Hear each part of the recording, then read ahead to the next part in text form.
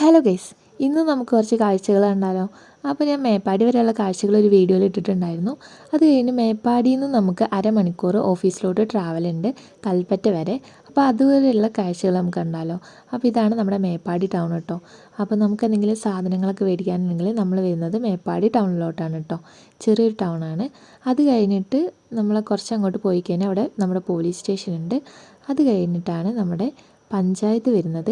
നമുക്ക് എന്ത് പനി വന്നാലും എന്ത് അസുഖങ്ങൾ വന്നാലും എല്ലാവരും ആദ്യം തന്നെ എത്തുന്നത് ഇവിടെ പഞ്ചായത്തിലോട്ടാണ്. ഇവിടുത്തെ ഹോസ്പിറ്റലിൽ കാണിക്കാൻ വേണ്ടിയാണ്.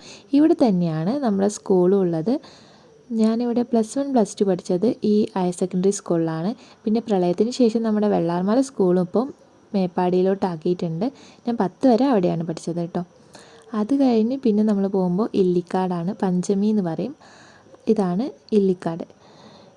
ഇത് കഴിഞ്ഞ് കഴിഞ്ഞാൽ പിന്നെ നമ്മളെത്തുന്നത് കാപ്പംകൊല്ലിയാണ്. കാപ്പംകൊല്ലി പിന്നെ പ്രത്യേകിച്ച് കാണാനൊന്നുമില്ല. അത് കഴിഞ്ഞ് പിന്നെ വരുന്നത് പാലവയലാണ് കേട്ടോ.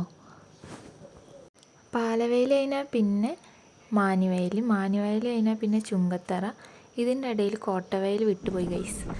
അത് കഴിഞ്ഞ് കഴിഞ്ഞാൽ പിന്നെ പുത്തൂർ വയൽ. അത് കഴിഞ്ഞാൽ വിനായക. അത് കഴിഞ്ഞ് ഒരു 2-3 വളവ് അങ്ങ് കഴിഞ്ഞ് കഴിഞ്ഞാൽ നമ്മുടെ കൽപ്പറ്റ എത്തും കേട്ടോ. മേപ്പാടിയിൽ നിന്ന് ഇങ്ങോട്ട് പിന്നെ ഫുള്ള് വയൽ വെച്ചിട്ടുള്ള സ്ഥലങ്ങളാണ് കേട്ടോ. അപ്പോൾ അടുത്ത വീഡിയോയിൽ കാണുന്നവരെ ബൈ.